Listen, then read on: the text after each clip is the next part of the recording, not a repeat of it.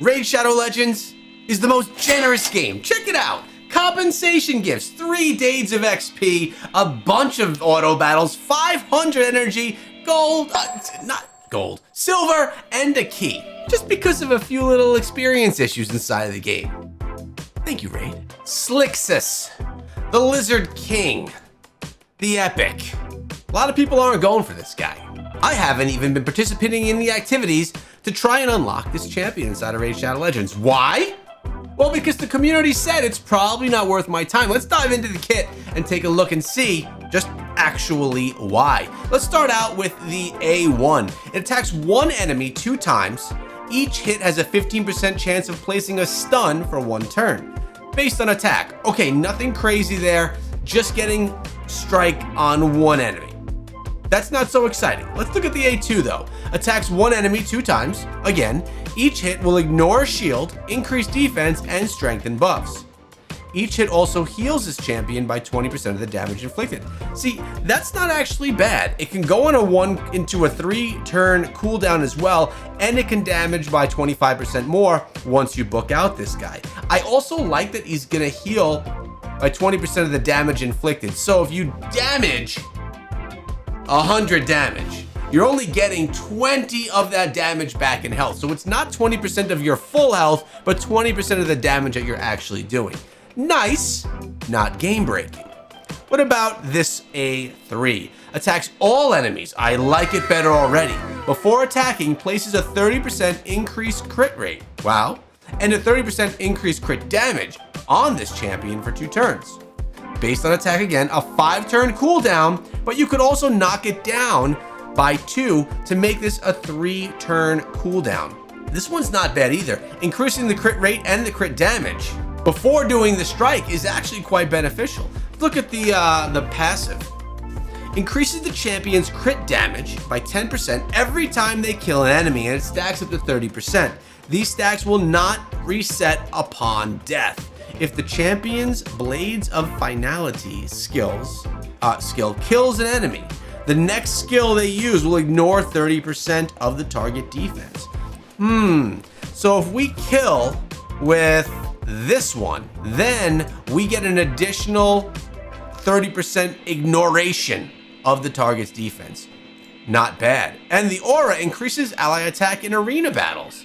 Well, you know you're not going to go with an arena thing like that because you're going to be going for the speed in arena, but you know, this champion here, it got a lot of like, I don't want to say hate because it didn't get hate, but it got a lot of like, you don't need him. But I think that he's actually pretty good, specifically for players that don't have a lot of epics, maybe newer players inside of the game or free-to-play players. With that said, if you're new to Raid Shadow Legends, consider using my QR code or my link in the description, because it does get you another free champion inside a raid, and an epic one, and a healer reviver known as Rector Drath. She will take your game to the next level.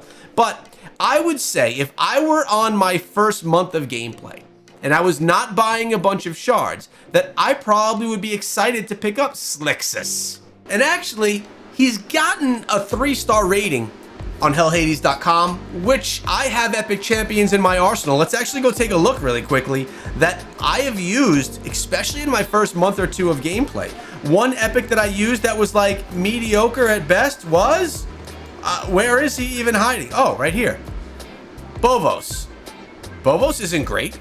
He's all right, but he did the job I needed to do for the time being. Also, Giscard, another one. I actually still like Giscard, and he's a mediocre epic, and I got value out of using them. So it's probably worth your time to utilize and to try to go after this fusion. Now, with that being said, we're a few days into things. If we take a look at the tournaments and stuff, the Ice Golem tournament, we could get one, but I haven't been doing Ice Golem tournament.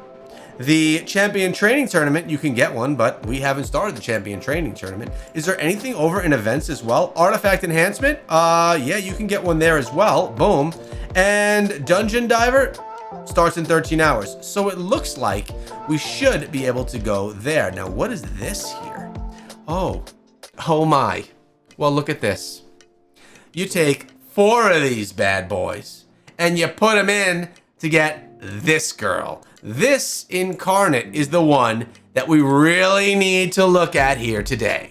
So the question here is the Incarnate. Is she worth your time? Well, she's getting a 3.5 rating on hellhades.com. She's a legendary champion. Is it worth the grind and the time that you have to go through to get her? Let's find out. Her A1 attacks one enemy 2 times, and each hit has a 30% chance of placing a provoke debuff for 1 turn. Has a 10% chance of counterattacking when an ally arbiter is hit, occurs once per hit. Damage can go up, as can the buff/debuff chance. Let's go to the A2. Attacks all enemies, which I'm a fan of that. Has a 75% chance of removing all shield buffs and 1 random buff from all enemies. Then places a shield buff on all allies for 2 turns. The value of the shield is proportional to the champion's defense. Now, you can get damage up twice, debuff chance up twice, and the cooldown down to a 3-turn cooldown. Defense measures level 1. The A3 places a 50% ally protection buff on all allies except this champion for 2 turns. Also places 25% strength on them for 2 turns. And as you can see, when you book her out, you can get her down to a 3-turn cooldown with that. You know, she actually doesn't look bad. It's just when you compare her to some of the others that look better that you may already have, well, then maybe she won't be as viable. But for those of you that don't have a champion that can do the ally protection, maybe she's one that you'd want to invest in. You're gonna put some legendary books into her, some skill tomes, but maybe worth it for you, depending on where your account's at. We have the passive. Increases this champion's accuracy by 20 for each ally under an ally protection buff. Nice, I like that you can get some extra accuracy here. When killed, resets the cooldown on Destiny's Call skill for any ally arbiter. Weird how there's a white S at the end of that, isn't it? If there are multiple champions in the team with this skill, this effect will only activate once. And then we have the Unlocking at Ascension level 3. Increases this champion's resistance by 20 for each ally under an ally protection buff. This champion will also receive 20% of the damage of an ally arbiters if there are multiple champions on the team with this skill. This effect will only activate once. If an ally arbiter is about to get killed by a fatal hit, places an unkillable buff on her for 1 turn. I like the unkillable buff. If there are multiple champions in the team that use this skill, the effect will only activate once. I do like unkillable. There's not a lot of unkillable inside of this game, and when you do have some, I find value there. Now, how does she compare to, say, a fusion for like a Armand's?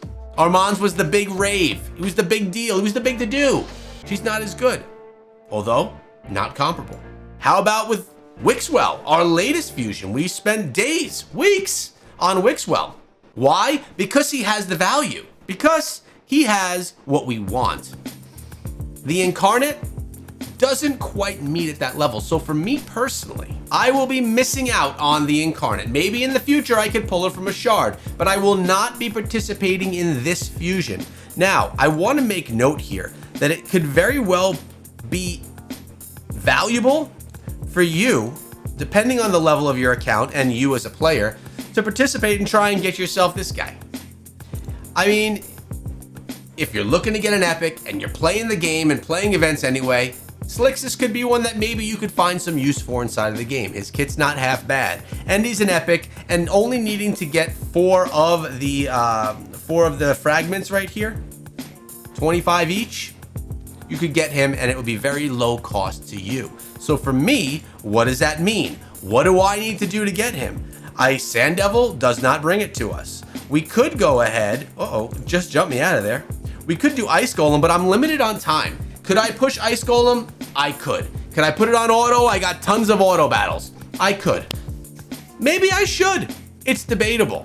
We also can get him from doing the champion training tournament. This is pretty easy. Just get your champions leveled up with all the food champions that you have. Not the worst thing in the world. Or you can go into the Dungeon Divers event that's going to be starting, or the Artifact Enhancement.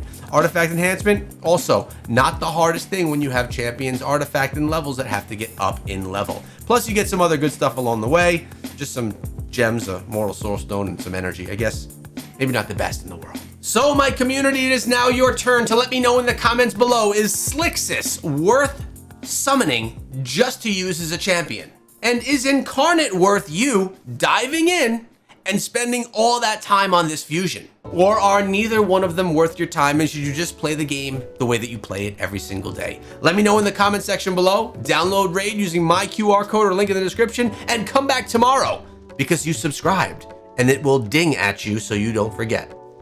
I'll see you guys there.